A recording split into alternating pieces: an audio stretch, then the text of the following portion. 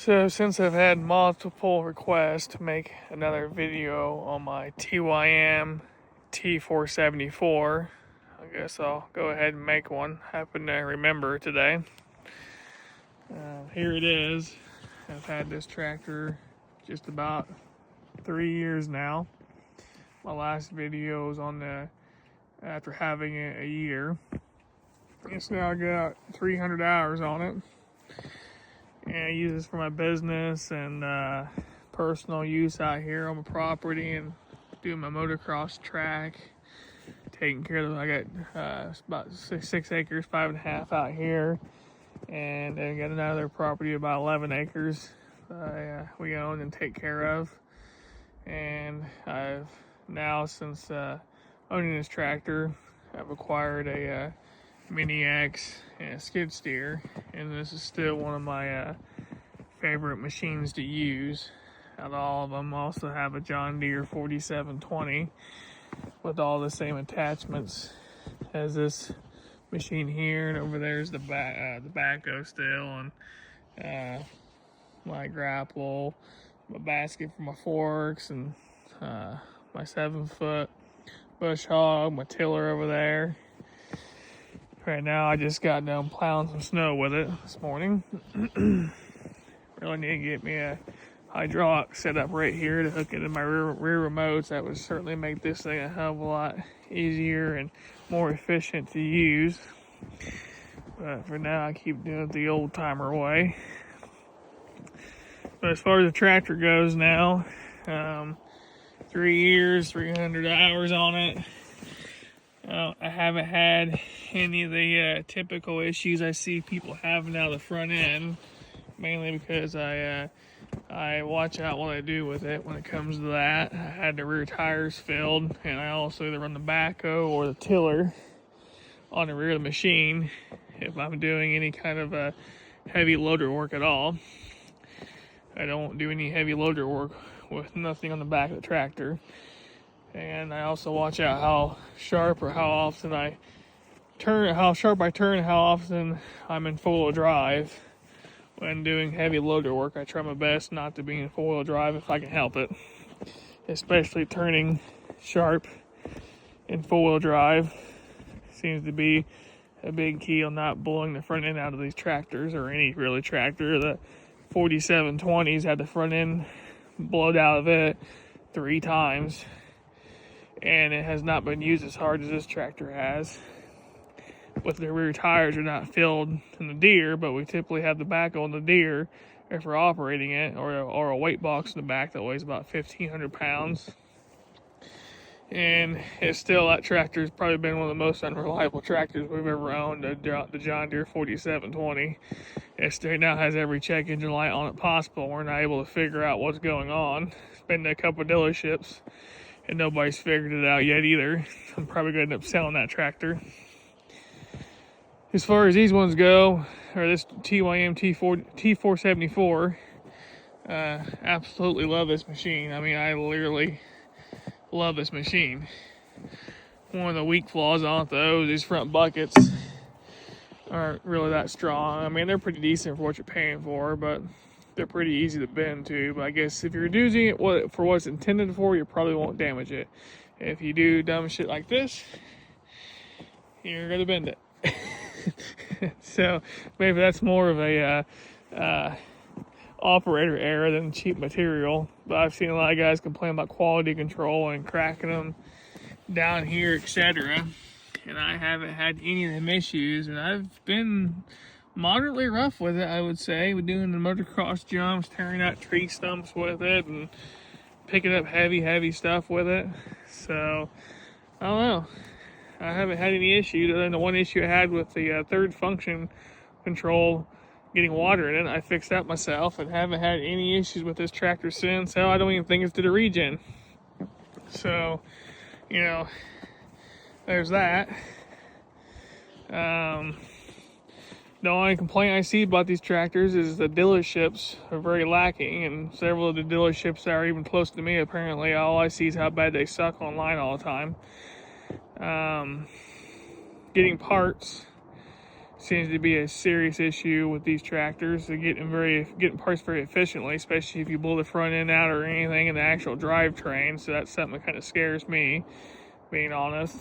If I get them two flaws fixed, or if I actually need parts and I go to get them and can get them very quickly from the dealership I bought it from, which was Smith Enterprises, then that's probably not that big of an issue for me, because we typically repair all of our own trucks and equipment. I got two big old shops, all the lifts and everything in them to repair all my own stuff. I also got another mechanic that comes over and helps me part-time, keeping up with it all. But yeah, as far as the tractor and its abilities, it's an absolutely amazing damn machine. I mean, absolutely love this machine. I want to buy another TYM. I actually want to buy a T574, the next size up after that, for our business and out in the bigger property for loading trucks and axles and whatnot, or vice versa, taking on a job. Like, I like using this tractor to final grade gravel better than I like using a skid steer, because the skid steer, it's on tracks, and your average guy has a very hard time grading gravel to where it looks like a nice, smooth, no lines in it or anything. With a skid steer, versus I can do it with this thing all day long, no problem. Make it look like it's as smooth as a baby's butt with it, and have next to no hand work in it whatsoever. So yeah, I want to buy another TYM. I'm just not for sure if it's the smartest move, with it being used for the business, and if it goes down, I need to get it fixed as quickly as possible. And that's the only thing that worries me. Otherwise, we absolutely love this tractor, and I would buy another one tomorrow, as long as I can be certain I can get critical parts for it to get it repaired quickly. Otherwise, I'm losing my ass and not making money when it needs to be making money. Whether the John Deere, yes, you can get parts for it a hell of a lot quicker and get it fixed quicker, right? Well, I say that, we can't get ours fixed, so maybe that's not true. But the Kubota and the Yanmar the Yanmar is a little on the same size as the TYM. But the Kubota, we can get shit for it tomorrow and have it fixed. Same thing with Bobcat. I was about buying Bobcat until my wife quit there and went to work full-time for our business. And that's kind of, I still may look at doing a Bobcat. I'm pretty sure we can still get our discount through Bobcat. And I can get shit serviced there quicker and get some parts there quicker. That's the main thing with running a business. Whatever you buy, you need to be able to get the shit fixed as most efficient as possible to sustain your business, not have pissed off customers, and make money. Everybody loves this machine. There's not one person who hasn't operated this machine that hasn't absolutely loved the ergonomics of the inside, how it operates, everything. I mean, we absolutely love this machine. Heat always works great. AC always works great. I love the ergonomics of the controls and where they're at. Way better, and I mean way better than a John Deere. It's just literally the dealership part and the parts part is the only thing, and I mean literally the only thing, that has me concerned on whether we're going to buy another one in the future for the company. As far as somebody buying one for the private self and wanting to save money, absolutely, I would buy one of these all day for that. No problem at all. I also parked it right here in this nice fresh powder. So you can see, after 3 years, I got absolutely no leaks of any sorts coming off anything. I mean, snow is a dead giveaway if you got leaks. And as you can see, I have nothing leaking whatsoever after 3 years of constant use with this thing, doing farm work and beating on it. But I think a lot of these people who have all these issues literally think they can buy one of these and treat it as a bulldozer.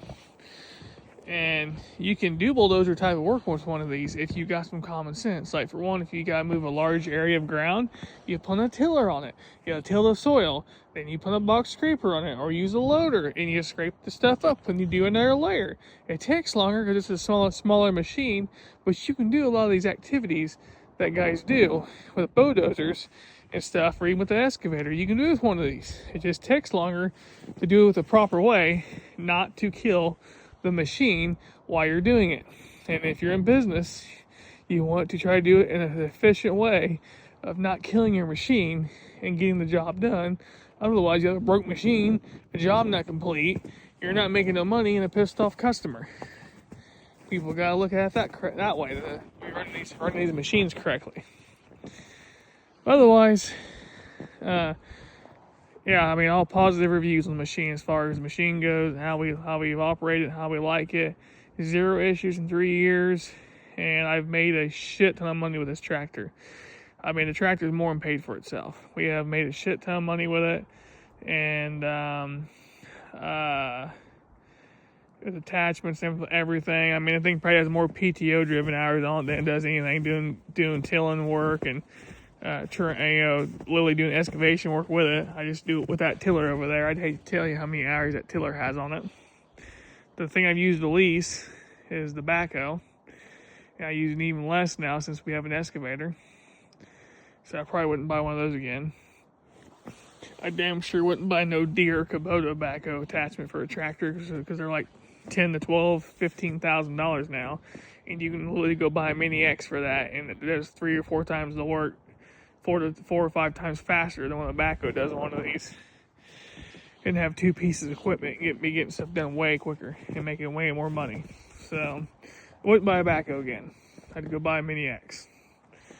But if you're low budget and want the backhoe and you're only doing it for personal use and just some side stuff here and there, then yes, I would buy the TYM with the TYM backhoe. Is it powerful? That's iffy. It's probably one of the weaker backhoes I've ever used. The backhoe's not that great. Will it do the work? Yes, but you're going to have to take your time at it. Otherwise, that's the only part of the tractor I've purchased that I probably wouldn't purchase again. I probably wouldn't purchase the backhoe. It's okay, but I probably wouldn't purchase it again. For what I paid for it, I can't complain. For what some people pay for them now, and what like John Deere and Kubota and Bobcat backhoe attachments go for now, there's no way in hell you'd ever see me buy one for that. I mean, you can literally go buy a mini excavator that'll dig 10, 11 foot deep for, 20, 25 grand. Yes, that's more than a $10,000 tractor attachment, but you don't even have any clue how much work you can do, how much quicker you can do the work and efficiently, and how much easier it is on the operator doing the work versus with a tractor attachment style backhoe. Otherwise, everything else I bought for it does great. 0 complaints. The loader on this thing is way stronger than it should be. You gotta have some common sense or you'll break the tractor. I mean, a lot of these people that buy these just don't have enough common sense to know how to have counterweight proportion with what the hell you're picking up. And you can't just pick up 2,200 pounds on one side. You're gonna twist the loader and twist the frame. And yeah, I see posts every day about people doing that and go, I don't know why I bent my loader or twisted my frame or broke the front axle. I don't know, maybe because you don't know what the hell you're doing. It pays to know what the hell you're doing.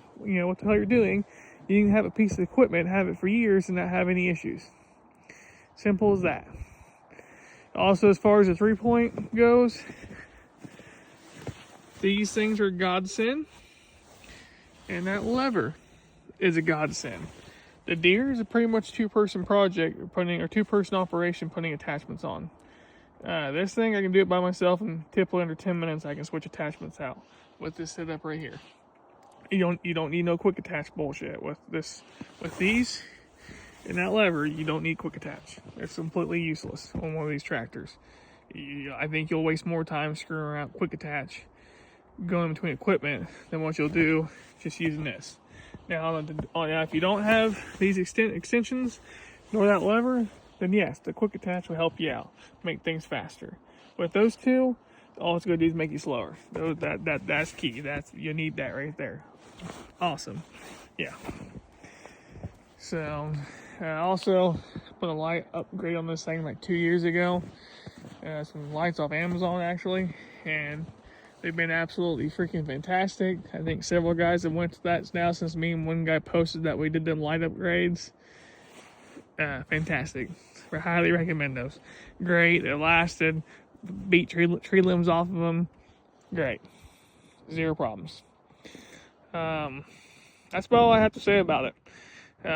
As far as TYM, as far as my experience with TYM products, I literally only want to buy TYM as a business, and worried about being downtime.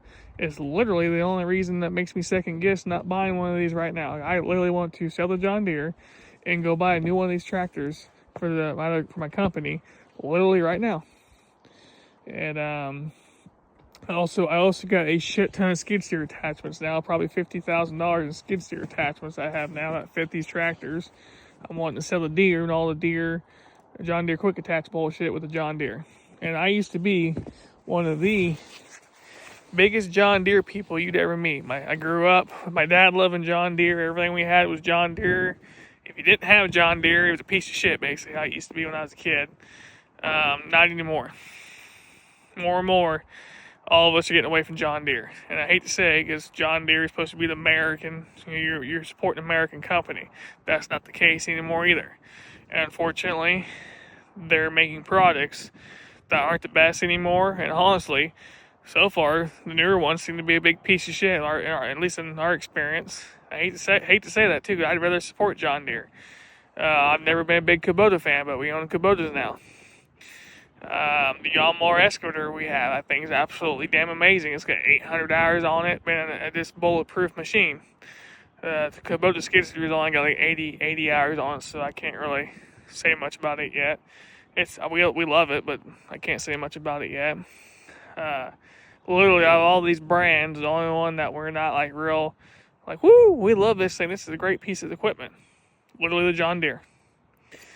As far as everything, as far as TYM, like this video is about, fantastic tractor. That's all I have to say about it. Don't need to be wasting any more time on this. Absolutely fantastic tractor.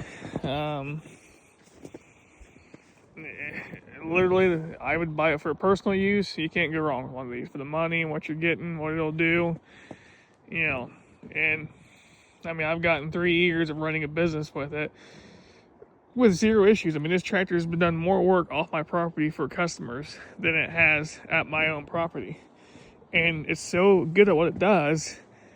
Like, I can go out there at my 7-foot bush hog and bush hog clear back to them trees and all the way across there. We're talking like 3 acres of bush hog in between trees and everything. I can do that in an hour and a half. Before, that used to be an all-day process with what I had before. Yeah, I mean, tilling. I can till shit out no problem. I do the big excavation style jobs literally before I buy other equipment with that damn tiller sitting right over there. And then literally either using a grader blade, which is what I had, or scraping it out with that bucket. Yeah, I've done a lot of it, and it's done great. I actually just obtained a box scraper. A box scraper is not really big enough for this tractor, but it's a 5-footer. I really want a 6-footer. It's just what I happen to get. Yeah. If you're baling hay or whatever the hell you want to do with this thing, it'll do it. And it'll do it like a champ. But literally, that's all I have to say. Is I haven't had any issues out of it, and the more I talk about it, the more I want to go buy another one right now. Literally, just gotta make sure you can get parts for it. Just like anything else, that's the only downfall. And if you live in Indiana like I do, the dealerships around are far and few between, and all I hear is horror stories about them. So that's mainly the downfall that has me questioning on what we might buy in the future. But I won't be getting rid of this tractor anytime soon. At least if anything, it's going to stay on this property and take care of this property if that's all it does.